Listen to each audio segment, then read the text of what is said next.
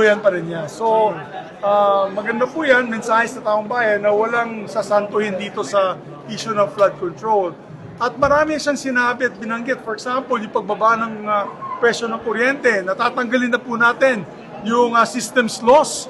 Naku, lahat po tayo dito, lahat po tayo makikinabang yan. Lahat ng bill ninyo, ng Meralco, lahat ng bill ninyo sa probinsya, babawasan ng presyo at bababa ang presyo ng kuryente ninyo. Malaking bagay yan. And of course, many other things that he mentioned, that are marching orders to Congress to pass, gagawin po natin yan. Nuclear energy, sir. Yes. How would you rate the speech? The speech, I'd say it's a 9 out of 10. He hit it right on the head.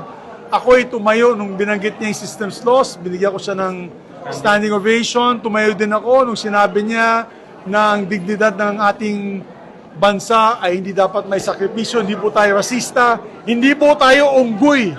Ika nga, ang sinabi niya. At ako'y natutuwa na binanggit po niya yan. At itinayo na ang dangal ng ating bayan. So, hindi tayo mapapaapi ng ating mga kapitbahay. Kaya ako'y natuwa dun sa binanggit niya. So overall, it was a good speech. We just have to follow through. Kailangan natin i-follow through ito.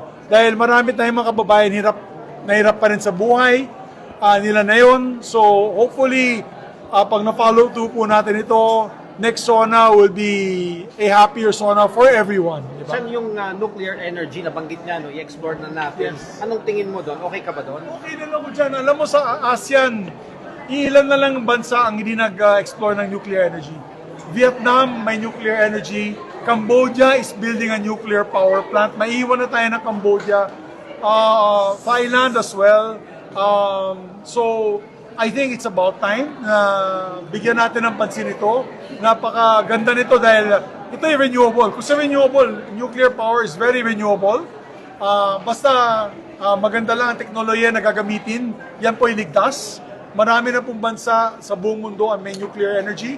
Bilang chairman ng Committee on Foreign Relations, ako po ay nakatalakda na magkaroon ng mga hearings tungkol sa mga treaties on nuclear proliferation, nuclear safety and standards na ipapasa po natin and ratify in the next few weeks. Tatlo yun. Tatlong pending sa committee ko on nuclear treaties. So once we approve that, we'll have the framework in place to be able to promote nuclear energy. Sir, yung systems loss, how soon kaya na hindi na yun ma-charge sa consumers? Well, kasi ang problema na yun, nandun pa yan sa EPIRA. So, marching orders yan ng Pangulo sa Kongreso at sa Senado na amendahan ang EPIRA law para matanggal na ang systems loss. So, mangyayari dyan, ang systems loss will be charged now to the DU, the distributor or distribution utilities. So, hindi na po sa end user ng taong bayan. So, malaking bagay po yan.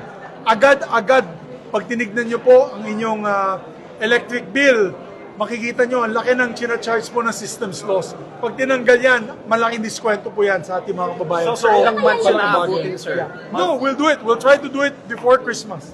So, as Majority Floor Leader, I guarantee you, we will get the best and brightest on top of it. Yung chairman namin ng Committee on Energy ang magsusponsor po niyan at ipapasa namin sa lalong madaling panahon.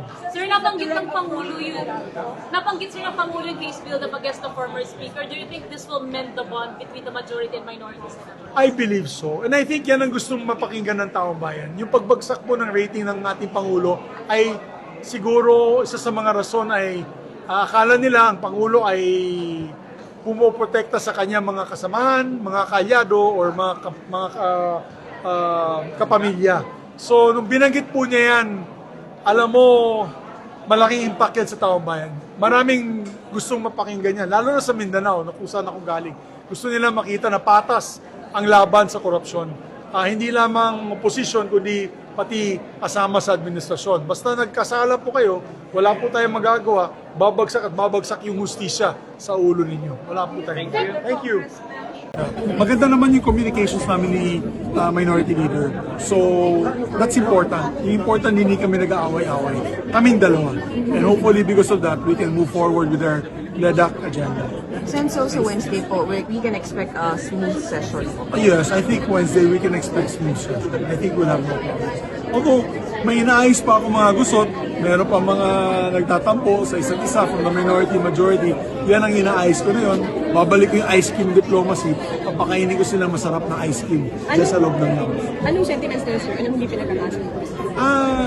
Alam mo naman yung, di ba, change of leadership, nananakit. So, yung inanakit ng mga kasama namin. But I think it will be resolved soon enough. I think I'll use, being the chairman of the Committee on Foreign Relations, magaling daw tayo sa diplomasya. So, I'll hopefully bridge all these things together para we can have smooth passage of legislative agendas that we have for these next few months. Marami po yun. We're looking at passing about 20 to 25 measures in the next 3 months. So, while tackling the impeachment. Kaya medyo naming trabaho this next 3 months. So, importante rin na maganda yung samahan ng senators. Yes. Meron, alam mo, napakalakas sa akin ang samahan naming mga senador. Well, nanggagaling po kami sa iba't ibang kampo.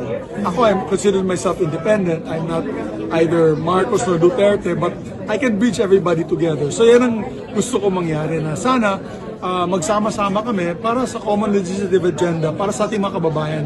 Katulad na binanggit ng SP natin kanina, napakarami nating problema, kakulangan sa infrastruktura, taas ng pagkakit ng presyo ng bilihin, ng kuryente, syempre yung issue ng korupsyon, kailangan natin maayos yan lahat. And I think moving forward, that's the way to go. Magkaisa po kami dito, even if we're from opposite ideologies and political sides. But at the end, we're working together para sa ating mga kababayan. Nagsasama-sama po kami, nagkakaisa po kami para sa kapakanan nating mga kababayan. Sir, since Senate weeks, deadmahan nila. Saan? Since mag-Senate weeks in May, magdededmahan ng senators, yan. Senate? Senetflix. Senetflix? Diba? May Senetflix pa rin kasi may impeachment eh. Yung hindi natin may pipigil yung mainit na usapin sa impeachment. Yan talagang magkaka-Senetflix ulit yan. Pero pagdating sa legislation, feeling ko boring. Boring na. Pagdating ng 4 p.m., baka boring na. So, yan ang gusto ko. As majority leader, gusto ko boring. Trabaho lang. Sir, may mga senator na hindi atan sa SONA. Ano pong reaction? Hindi, katulad binanggit ko kanina, karapatan naman nila kung gusto nila mag-attend or hindi. Okay lang naman yan. Sir, dun sa pag-post lang po ni Senator Pia, nung parang spliced video daw ni No Congressman comment. Shell. Inaayos ko nga sila lahat. Thank you, sir. Wala mag-ako yun. Thanks. Oo, 20 pounds. From 205 to 185 na ako na yun. Size 34 na yun. Sir, nasusubok ba yung pagka-consensus builder? Halo magic. Thank you, Good sir. job.